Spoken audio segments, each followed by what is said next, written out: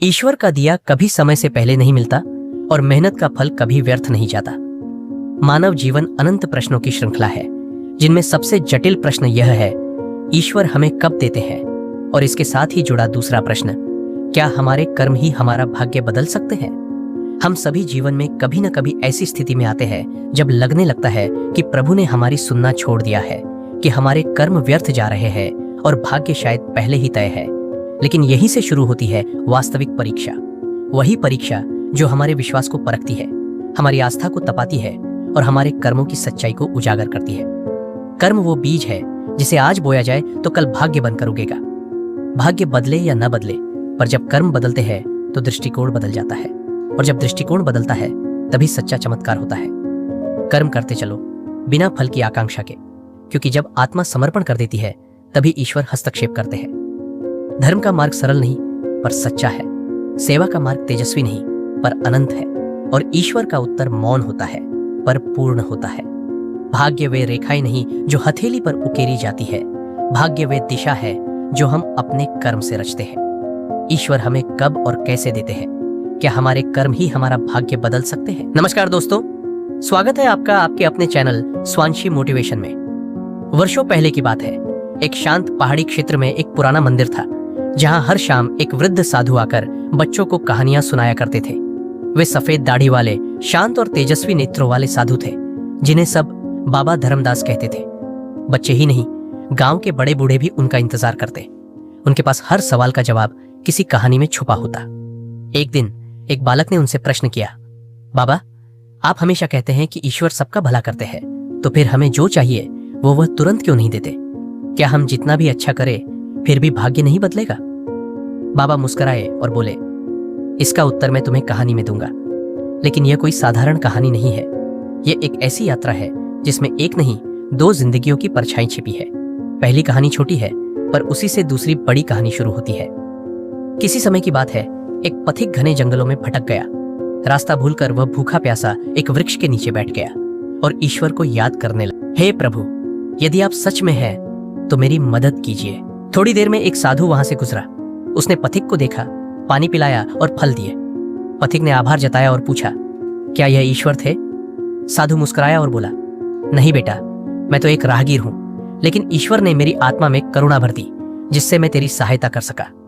पथिक ने पूछा, तो ईश्वर ने मदद की लेकिन छिपकर? साधु ने कहा, ईश्वर सीधे कुछ नहीं देते, वे कर्म और माध्यम के रूप में तुम्हारे जीवन में उतरते हैं। जब तुम्हारा कर्म सच्चा हो तो संयोग बनते हैं। यह कहानी वहीं समाप्त हो गई, लेकिन उसी समय बाबा धर्मदास ने कहा, अब सुनो असली कथा, जो तुम्हारी आत्मा को झकझोर देगी। राजा सत्यव्रत के काल में सत्यग्रह राज्य धर्म और न्याय का प्रतीक माना जाता था। वहां का प्रत्येक नागरिक धार्मिक, कर्मशील और सदाचारी था। परंतु उन्हीं के बीच एक युवक था, अग्निदत्त, जो गरीब था लेकिन ईश्वर में अटूट विश्वास रखता था। वह मंदिर में दीप जलाने का कार्य करता, पुराने श्लोकों का पाठ करता और दीन दुखियों की सेवा में रत रहता। अग्निदत्त अनाथ था, उसका पालन पोषण एक वृद्ध पुजारी ने किया था। उसके अंदर गहरा आत्मबल और विनम्रता थी, परंतु जीवन ने उसे कभी खुलकर सांस नहीं लेने दी। रोज 2 वक्त की रोटी के लिए भी संघर्ष करना पड़ता, पर फिर भी अग्निदत्त का कहना था, भगवान जब देंगे तो छप्पर फाड़ कर देंगे, बस मेरा कर्म सच्चा रहना चाहिए। गांव वाले उसका मजाक उड़ाते, कहते, ईश्वर से मांगने वाले बहुत हैं, पर क्या सबको मिलता है? अग्निदत्त सिर्फ मुस्कुराता और उत्तर देता, मुझे मांगना नहीं, कर्म करना है। मैं वहां जाकर भीख नहीं मांगता, मैं सेवा करता हूं, और जो सेवा करता है उसे देर से सही मिलता है। एक दिन मंदिर में यज्ञ का आयोजन हुआ। अग्निदत्त ने कहा, मैं अगले 12 वर्षों तक प्रतिदिन एक व्यक्ति की सेवा करूंगा, चाहे वह कैसा भी हो, और देखूंगा कि क्या मेरे ये कर्म भाग्य बदल सकते हैं। उसके संकल्प पर पुजारी ने मुस्कुराकर कहा, तू ईश्वर को साधना चाहता है, पर उनके देने का समय कोई नहीं जानता। अग्निदत्त ने सिर झुकाया और कहा, ईश्वर तब देंगे जब मैं देने लायक बन जाऊंगा। अगले दिन अग्निदत्त ने मंदिर के सामने एक छोटी सी झोपड़ी बनाई और रोज सुबह उठकर संकल्प के अनुसार किसी न किसी की सेवा करने निकल पड़ता।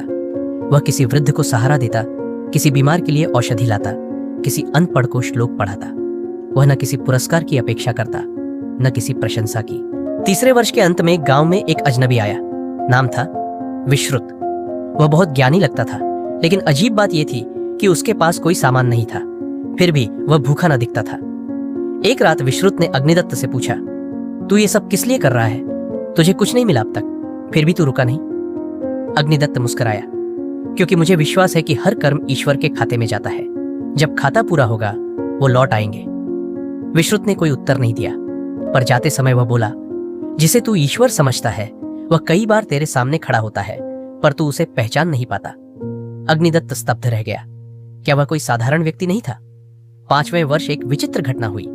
अग्निदत्त को एक कुष्ठ रोगी मिला, जिसे सब गांव से निकाल चुके थे। उसका शरीर सड़ रहा था, बदबू भयानक थी। किसी ने उसे छुआ तक नहीं, पर अग्निदत्त उसे अपने झोपड़े में लाया, नहलाया, साफ किया, भोजन कराया और कहा, तू भी ईश्वर का रूप है, तेरी सेवा मेरी पूजा है। कुष्ठ रोगी 3 दिन में चला गया। कुछ लोग बोले, वह तो कोई देवता रहा होगा। किसी ने कहा, या फिर ईश्वर ने परीक्षा ली। लेकिन अग्निदत्त शांत रहा।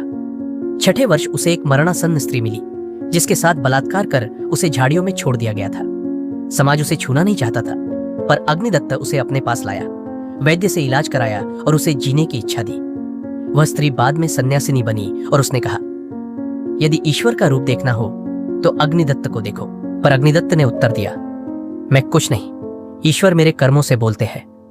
9वें वर्ष गांव में सूखा पड़ा। किसान परेशान थे, राजा मदद नहीं कर रहा था। अग्निदत्त ने जंगल से औषधियां, कंदमूल लाकर लोगों को जीवित रखा। उसने दूसरों की भूख में अपनी भूख छिपा दी। 11वें वर्ष गांव में एक कन्या पर भूत का आरोप लगा। लोग उसे मारने को तैयार थे। अग्निदत्त ने उसे बचाया और सिद्ध किया कि वह मानसिक रोगी थी। उसने लोगों को अंधविश्वास से बाहर निकाला। अब वह गांव में पागल संत कहलाने लगा था। 12वें वर्ष के अंतिम महीने में राजा सत्यग्रह ने आदेश दिया कि जंगल की भूमि पर महल बनेगा, पर वह भूमि मंदिर से लगी थी और वहां अग्निदत्त लोगों को सेवा सिखाता था। राजा ने भूमि खाली करने का आदेश दिया। सिपाही आए, अग्निदत्त से जगह खाली करने को कहा। उसने उत्तर दिया, यह भूमि मेरी नहीं, पर जिनका मंदिर है वह मुझसे कहे तो चला जाऊंगा। राजा ने क्रोध में आकर मंदिर में आग लगवा दी। अग्निदत्त अंदर ही था। लोगों ने चिल्लाया, बाहर आओ, पर वह बोला, जिसे मैं जीवन भर बुलाता रहा, अगर आज वो नहीं आए तो फिर कभी नहीं आएंगे। अग्नि की लपटें उठी। लोगों ने सिर झुका लिया, पर अगले ही पल एक तेज प्रकाश मंदिर से फूटा। आग अपने आप बुझ गई। अग्निदत्त जीवित था, उसके वस्त्र तक नहीं जले थे। लोगों ने देखा कि एक दिव्य पुरुष वहां खड़े थे, वही विश्रुत जो पहले भी आया था। उसने कहा, अब तेरा खाता पूरा हो चुका है। तूने सेवा की, मोह छोड़ा, बलिदान दिया और ईश्वर में विश्वास रखा। अब तू तैयार है। विश्रुत ने अपना रूप बदला। वह नारद मुनि थे। उन्होंने आकाश की ओर देखा और कहा, हे प्रभु, अब समय है, इसे दीजिए वह जो इसने मांगा नहीं, पर जिसके योग्य यह बन चुका है। पूरे गांव की आंखों के सामने मंदिर की जली हुई राख में खड़ा अग्निदत्त दिव्य प्रकाश में नहाया हुआ था। सामने खड़े थे स्वयं नारद मुनि। लोग स्तब्ध थे। नारद बोले, हे सत्यग्रह के निवासियों, जिसे तुम पागल, दरिद्र और भिखारी समझते रहे, वह असल में आत्मा का योद्धा है। अग्निदत्त ने 12 वर्षों तक बिना किसी स्वार्थ के सेवा की, ईश्वर का नाम जपा और कठिन परीक्षा में भी अपने विश्वास को नहीं डिगने दिया। अग्निदत्त हाथ जोड़कर बोला, हे प्रभुदूत, यदि आप मुझ पर प्रसन्न हैं तो मुझे मोक्ष दे, मुझे संसार से मुक्ति चाहिए। नारद मुस्कुराए, अभी नहीं। तुम्हारे कर्म ने तुम्हें वह बना दिया है जो अब दूसरों को भी कर्म के मार्ग पर चलने की प्रेरणा देगा। लेकिन प्रभु तुम्हें कुछ देना चाहते हैं, एक ऐसा दान जो तुम्हारे भाग्य की परिभाषा बदल देगा। अचानक आकाश से स्वर गूंजा। एक तेज प्रकाश नीचे उतरा और उसमें से प्रकट हुए भगवान विष्णु। उनका रूप दिव्य था, नेत्र कमल की तरह शांत और मुख पर मुस्कान थी जो सृष्टि को भी ढांढस बंधा दे। ईश्वर बोले, हे अग्निदत्त, तूने मुझसे कुछ नहीं मांगा, फिर भी मुझे तुझ पर गर्व है। तूने दिखाया कि कर्म ही सच्चा यज्ञ है और सेवा ही सबसे बड़ा धर्म। लोग भूमि पर नतमस्तक हो गए। अग्निदत्त नतमस्तक होकर बोला, प्रभु, मैं तो केवल यही जानता था कि आप तब देते हैं जब हम योग्य बनते हैं। मैंने तो केवल वही किया जो मेरे लिए धर्म था। भगवान बोले, यही तेरा सबसे बड़ा उत्तर है। लोग पूछते हैं, मैं कब देता हूं? मैं तब देता हूं जब तुम मांगना बंद कर दो और कर्म करना शुरू करो। मैं तब देता हूं जब तुम्हारा उद्देश्य सिर्फ लेना नहीं, देना हो। और मैं ऐसे देता हूं जैसे वर्षा सूखी धरती पर होती है, एकदम अचानक, पर पूरे हक से। ईश्वर ने आगे कहा, हे अग्निदत्त, यह तेरा पहला जन्म नहीं। पिछले जन्म में तू एक धनी राजा था, पर तेरा अहंकार तुझे पतन की ओर ले गया। तब तूने अंतिम क्षणों में एक साधु की सेवा की थी और संकल्प लिया था कि अगली बार तेरे पास धन नहीं होगा, पर तुझमें सेवा और भक्ति का भाव होगा। वही संकल्प आज पूर्ण हुआ। गांव वाले अवाक रह गए। एक निर्धन त्यागी युवक कभी राजा था। ईश्वर बोले, तेरे कर्मों ने तेरी आत्मा को उच्च बनाया। अब तेरी यात्रा यहां पूरी नहीं, आगे की शिक्षा और सेवा के लिए तुझे एक और मार्ग देना है। भगवान ने अग्निदत्त को वरदान दिया, तू सत्यगर का नया धर्मराज बनेगा, पर यह राज्य सोने चांदी से नहीं चलेगा, यह सेवा, दया और धर्म से चलेगा। तेरे जैसे राजा से ही युगों में धर्म पुनः जीवित होता है। और फिर ईश्वर अंतर्धान हो गए। कुछ वर्ष बीते। अग्निदत्त अब राजा धर्मराज बन चुका था। उसने न कोई सिंहासन बनवाया न दरबार। वह आमजन की तरह रहता, दिन में सेवा करता और रात को प्रभु का ध्यान करता। उसके राज्य में कोई भूखा नहीं था, कोई अपमानित नहीं, कोई अंधविश्वास से ग्रसित नहीं। मंदिर पुनः बना, पर उसकी दीवारों पर कोई मूर्तियां नहीं थी। वहां लिखा था, कर्म ही पूजा है, सेवा ही धर्म है और विश्वास ही भगवान है। सत्यगर अब एक आदर्श राज्य बन चुका था। धर्मराज अग्निदत्त की न्यायप्रियता की ख्याति दूर दूर तक फैल चुकी थी। लोग उन्हें जीते जी संत मानने लगे थे। लेकिन जहां धर्म होता है वहां अधर्म की परीक्षा भी अवश्य आती है। एक दिन राज्य की सीमा पर एक साधु आया। नाम था वज्रासन। वह गेरुए वस्त्रों में था, पर उसकी आंखों में करुणा नहीं, लोभ और अहंकार झलकता था। उसने प्रचार करना शुरू किया, ईश्वर का सच्चा मार्ग तपस्या नहीं, बलिदान नहीं, बल और वर्चस्व है। जो शक्तिशाली है वही भगवान का सच्चा पुत्र है। धीरे धीरे कुछ लोग उसके प्रभाव में आ गए। उन्होंने ईश्वर के नाम पर कर चढ़ाना शुरू किया, मूर्तियों को सोने से मढ़वाया और कहा कि जो गरीब है वह ईश्वर का अपमान है। धर्मराज चुप नहीं बैठे। धर्मराज ने वज्रासन को आमंत्रित किया और पूछा, क्या धर्म को दिखावे से सिद्ध किया जा सकता है? वज्रासन हंस पड़ा।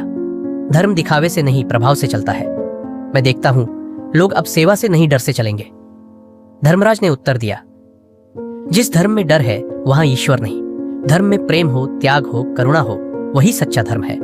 वज्रासन ने चुनौती दी, अगर तू सच में धर्म का रक्षक है तो आ मेरे साथ यज्ञ करने। जो सच्चा है वही अग्नि से बचेगा। वज्रासन ने राक्षसी मंत्रों से अग्नि प्रज्वलित की और स्वयं उसमें बैठा। वह आग को शांत कर गया, क्योंकि वह तंत्र में निपुण था। अब अग्निदत्त की बारी थी। सब भयभीत थे, पर धर्मराज अग्निदत्त ने शांत स्वर में कहा, अगर मेरे कर्म सच्चे हैं और मेरी सेवा में कोई छल नहीं था तो यह अग्नि मेरा स्पर्श भी न करेगी। वह अग्नि में प्रविष्ट हुए। अग्नि शांत हो गई। कमल के फूलों की वर्षा होने लगी। वज्रासन विक्षिप्त होकर चिल्लाया, यह संभव नहीं। और तभी आकाश से फिर वही दिव्य प्रकाश उतारा। ईश्वर विष्णु और शिव दोनों स्वरूपों में प्रकट हुए। उन्होंने कहा, हे वज्रासन, तू बल में बड़ा है पर धर्मराज सत्य में बड़ा है। तूने अधर्म के मार्ग पर चलकर दिखावा चुना। अग्निदत्त ने सेवा और त्याग को, इसलिए वह आज धर्म का रक्षक है। वज्रासन वहां ही भस्म हो गया। प्रभु ने अग्निदत्त से कहा, अब तेरा कार्य पूर्ण हुआ, अब तुझे अपने धाम चलना है। धर्मराज शांत थे। उन्होंने गांव वालों को अंतिम उपदेश दिया, हे प्रियजनों, याद रखो, ईश्वर तब देते हैं जब तुम मांगना छोड़ दो। कर्म करते रहो बिना फल की चिंता किए। सेवा ही असली पूजा है। और यदि कभी लगे कि भगवान नहीं सुनते तो समझो वह परीक्षा ले रहे हैं, त्याग नहीं। अग्निदत्त प्रभु के साथ दिव्य लोक की ओर प्रस्थान कर गए। बच्चों की आंखें चमक रही थीं। वह बालक जिसने सवाल किया था हाथ जोड़कर बोला, बाबा, अब मुझे समझ आया, भगवान कब देते हैं? जब हम देना सीखें, और कर्म ही भाग्य बनाता है। बाबा मुस्कुराए, आंखें बंद की और बोले, और कभी कभी अग्निदत्त हम सबके भीतर छुपा होता है, बस उसे जगाने की देर होती है। सैकड़ों वर्षों बाद भी सत्यगर की कथा चलती रही। बाबा धर्मदास की वो कथा जो एक बच्चे के प्रश्न से शुरू हुई थी, लाखों दिलों को जीवन का मार्ग दिखा गई। वो बालक बड़ा हुआ और एक दिन उसने भी अग्निदत्त की भांति सेवा का संकल्प लिया। इस कहानी से हमें यह सीख मिलती है कि ईश्वर हमें कब देते हैं? जब हम योग्य बनते हैं। कैसे देते हैं? माध्यम बनाकर, समय बनाकर, कभी अग्नि में से, कभी अजनबी की वाणी में। क्या हमारे कर्म भाग्य बदलते हैं? हाँ, क्योंकि भाग्य स्थिर नहीं, वह तो हमारे कर्मों का प्रतिबिंब है। दोस्तों, अगर आपको हमारा ये वीडियो अच्छा लगा हो और इस वीडियो से आपको कुछ सीखने को मिला हो तो हमारे चैनल को लाइक, सब्सक्राइब और शेयर जरूर करें। धन्यवाद।